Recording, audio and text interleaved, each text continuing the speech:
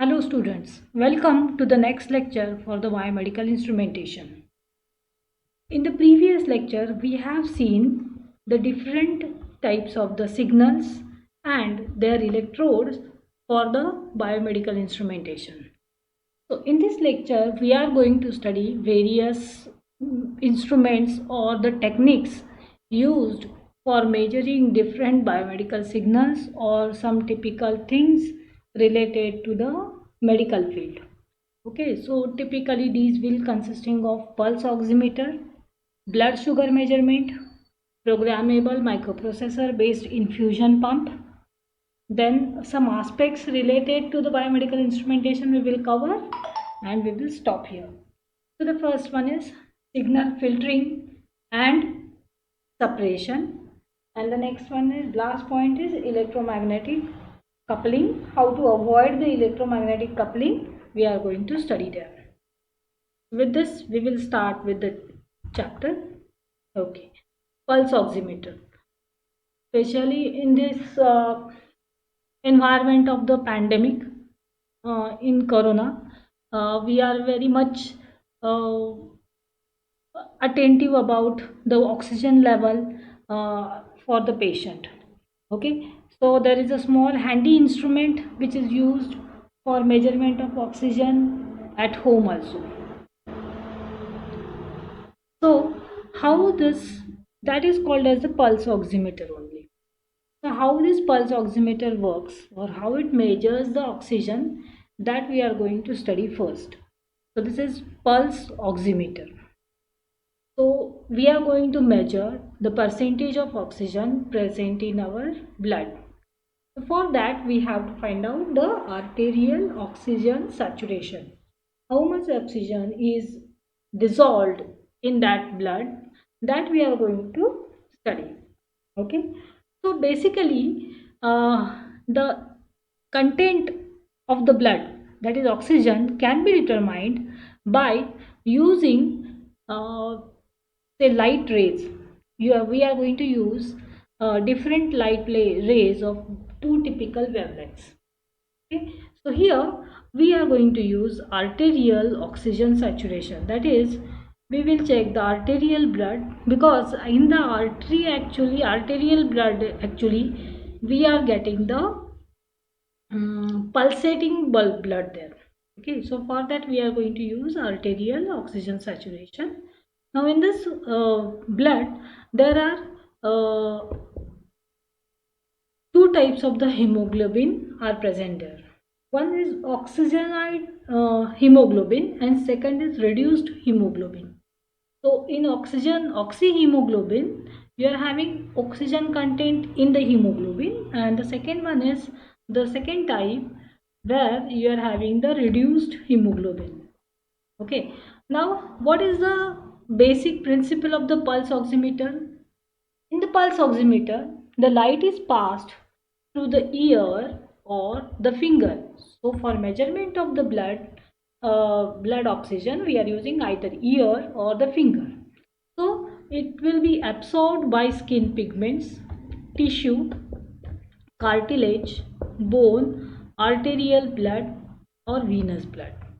Means the light is actually passed through all these things and it is collected by the absorption is measured there. So one is the light emitting device and another one is the light sensitive device. So sensor is used there to measure the amount of the light. Then how the contents are measured? So for that it is using Beer-Lambert law. So what is Beer-Lambert law gives? It is gives the intensity there. A is equal to minus log of T is equal to log of IO upon I, or that is equal to epsilon DC. Okay, out of this, IO is nothing but incident light intensity. The intensity of the light which is actually reflected on the finger or the ear. Then capital I is the transmitted light intensity which is absorbed by either your photodiode or phototransistor. Then epsilon is the extinction coefficient and D is the depth of the absorbing layer. C is the concentration. how much is the concentration there. So this E will give you epsilon D into C, and then if you know the D, depth of the absorbing layer, and epsilon, extinction coefficient, then from A you can find out how much is the concentration of the oxygen there. So by using this Beer-Lambert law, we can find out how much oxygen is absorbed in the blood. Okay. In case of this pulse oximeter, most of the absorbances are fixed and do not change with time. Okay. So normally the contents are not varying. Okay. This is advantageous for measuring the oxygen. Even blood in the capillaries and veins under the steady state metabolic circumstances is constant in composition and flow. So in the steady state metabolic circumstances means when you are resting, at that time the contents of the blood is the content of the bloods are constant. Okay, so specifically for a short period of the time, that is constant, but only the blood flow in the arteries and arteriole is pulsatile. Okay, so the one which is pumped from the heart and which is moving towards all the blood parts, all the body parts. Okay, that blood is pulsatile. So what is done in the pulse oximeter? Only measuring the changing signal in case of this blood, it measures only absorbance due to arterial blood and makes possible the determination of arterial oxygen saturation. So we are going to find out saturated oxygen present in the artery. Okay, how much oxygen is absorbed in the blood present in the artery, that we are going to measure by changing in the signals. So what the pulse oximeter consisting of? It is having actually two LEDs. Okay, two light emitting diodes are present in the pulse oximeter. One transmits infrared light. Okay, one transmits infrared light which is having the wavelength of 940 nanometers. The typical wavelength is 940 nanometer, and the other is transmitting the light. So two lights are transmitted actually by the pulse oximeter. One is the infrared and second is your light which consisting of 660 nanometers. Okay, the absorption of these select wavelengths of light to living tissues is significantly different for oxygenated hemoglobin and reduced hemoglobin. So these 940 nanometer and those are having much more high absorption as compared to other lights. Therefore, these two wavelengths are used. Okay, so those are having significantly different absorption for oxygenated hemoglobin and reduced hemoglobin. Oxygenated hemoglobin means hemoglobin which consisting of the oxygen, and reduced hemoglobin means which doesn't consist of the oxygen. The absorption of these selected wavelengths of light passing through living tissue is measured with a photosensor. So you are having LEDs and you are having photosensor. So LED will transmit the light that is passing through your finger, that is passing through the blood, and then it is collected by the photosensor. So definitely that light will be absorbed by your hemoglobin, and the absorption, the intensity of the transmitted light and the intensity of the received light is measured here. The red and infrared LEDs within the probe are driven in different ways depending upon the manufacturer. So we have seen that for the pulse oximeter it is using the two wavelengths, red and infrared. Infrared is 940 nanometer, red is 660 nanometer. Okay, and those are passed through your blood. Then those are not directly given as a simply continuous light is emitted there, but instead of that it is turned on and off like pulsating. Pulses are formed there. So for a small amount of the time, these light signals are passed there. Okay, this is the typical pulsing of these waveforms. So you can see here that here the photodiode current versus time plot is given here. Okay, so for what is happening, for first some part of the time it is off, then red light is passed, okay, red pulse is passed, then again there is a off time, again it is followed by infrared, then infrared light is only transmitted, then again it is an off time. Okay, so in one cycle it is not continuously emitting red and infrared light. Instead of that, what it does, it will pass red light for a certain amount of time, then it will stop, and then again it will pass the infrared light for a certain amount of time, and then it is going to repeat this cycle.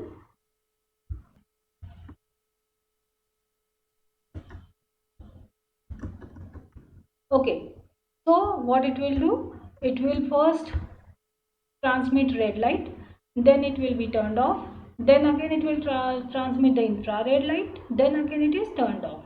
Okay, and so then this cycle repeats. So like that it is sending the pulses of red light and infrared light, therefore it is called as pulse oximeter. For certain amount of time red light is passed, for certain amount of time infrared light is passed. Okay, to compensate, now why it is done? It is done to compensate for ambient light. So what happens? It is also the photo sensor is also going to absorb the ambient light. Okay, now we have to subtract the ambient light from the red light and infrared light. Therefore, what it does, whenever there is a off period, at that time, whatever the current flowing because of the ambient light, okay, whenever there is a off period, so during this period you can see, during this off period it will measure the ambient light. For this period it will measure the ambient light, as well as for this period it will measure the ambient light. Okay, then what happens, to compensate for ambient light, during when both LEDs are off, the light level is measured and then it is subtracted from each light channel between the cycles. So it is subtracted from the signal when we are receiving, when red light or infrared light is transmitted. This minimizes the effects due to ambient conditions which may vary during the monitoring. So it helps you to nullify the effect of the ambient light at any time. Okay, so for that this pulsating waveform, LEDs are pulsating lights are transmitted in the pulse oximeter. Okay, there will be one light that represents the absorption of the red light and one that represents infrared light.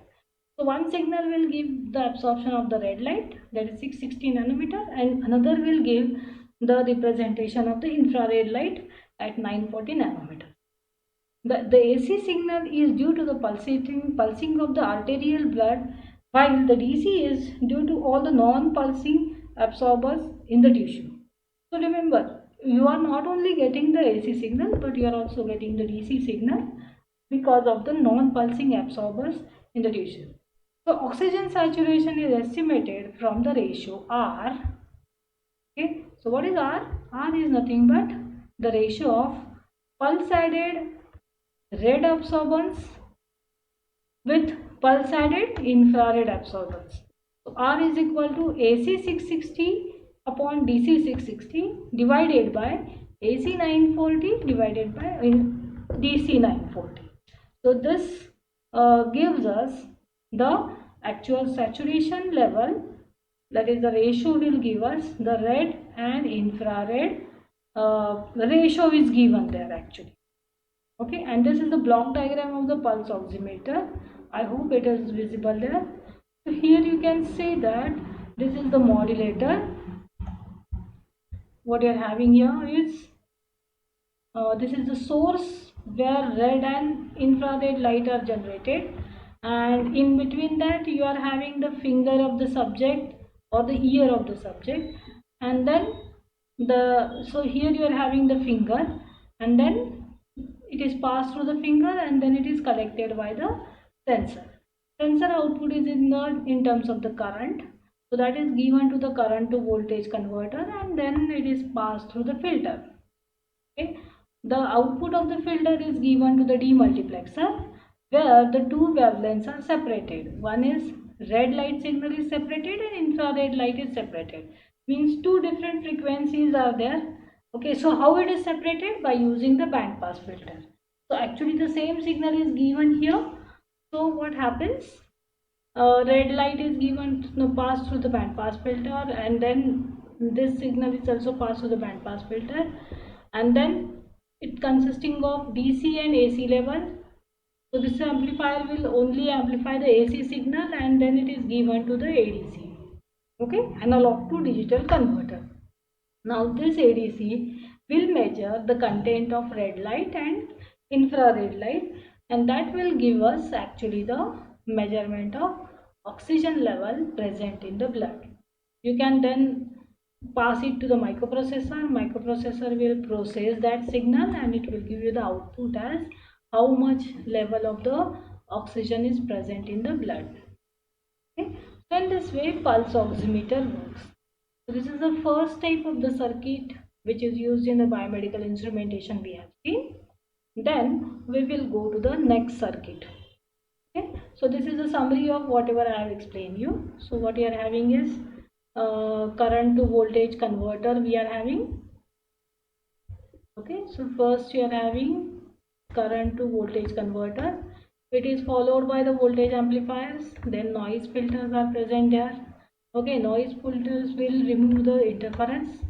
Demultiplexer will separate the interleaved red and infrared signals, and then the band pass filters will separate DC signal and AC signal, low frequency component and high frequency components from the pulsatile.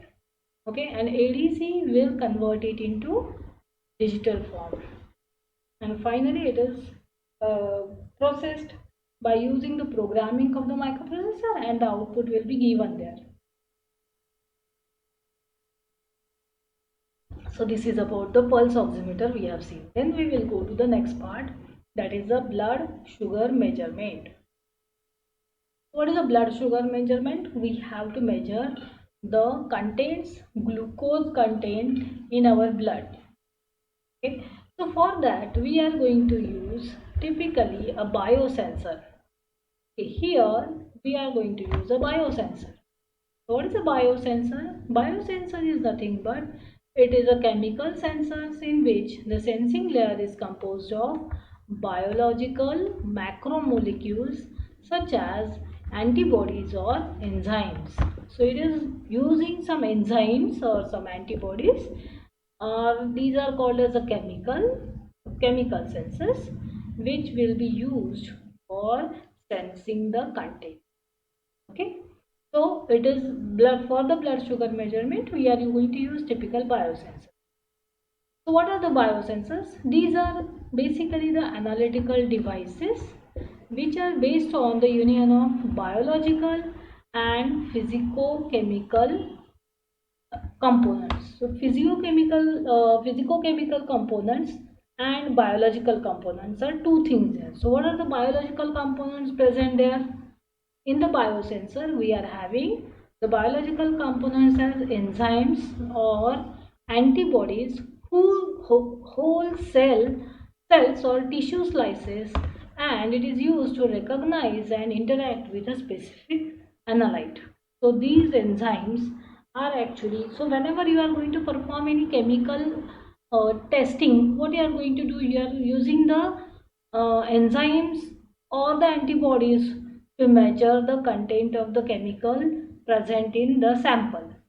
So if you want to find out how much sugar is present in your blood sample, then what you will do, you will use a particular enzyme, and that is going to react with the blood, and it will find out the contents of the oxygen, glucose there. Okay, so for that you are using the biological component. Then the second one is the physicochemical component. What is a physicochemical component? It is nothing but a transducer. Okay, so physicochemical transducer converts this interaction into a signal. So biological component will perform the reaction, and that reaction will be converted into the signal by the physico-chemical component, which can be amplified and which has a direct relationship with the concentration of the analyte. Okay, so it will convert it into signal. So for that you are using the transducer. So basically the biosensor consisting of biological component and physicochemical component. Biological components are enzymes or antibodies which will interact with the contents of the analyte, and physicochemical component will convert this interaction into a signal.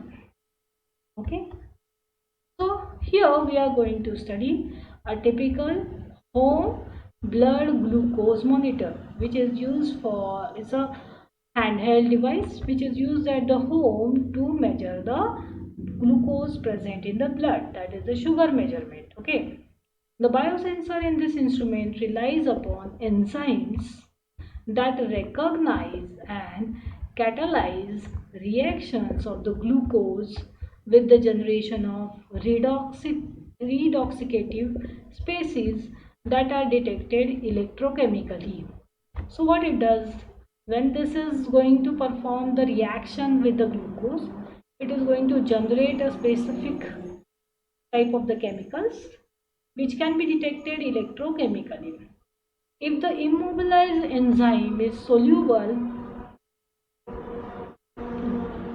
glucose oxidize between the two membranes, it becomes a glucose sensor.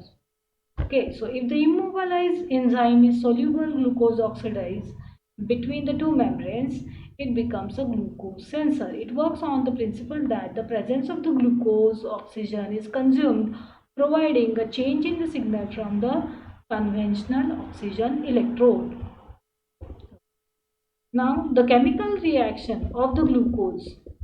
The chemical reaction of the glucose with oxygen is catalyzed in the presence of the glucose oxidase. This causes decrease in the partial pressure of the oxygen and the production of the hydrogen peroxide by the oxidation of glucose to gluconic acid. So what you are getting, glucose, if it reacts with the oxygen, then glucose oxidase with the catalyst as glucose oxidase, then the reaction will create gluconic acid and hydrogen peroxide. Okay, the changes in all these chemical components can be measured in order to determine the concentration of the glucose. So so if you measure the changes in these chemical components, that is gluconic acid and H2O2, that can be measured in order to determine the concentration of the glucose. So here you can see that this is the actual sensor. Okay, so the sensor, how it works, this is a biosensor, how it is going to measure the glucose content. So these are the constructional details of an enzyme utilizing sensor. So this is enzyme utilizing sensor with oxygen electrode as the underlying analytical tool. Okay, so you can see that here this is the silver anode, and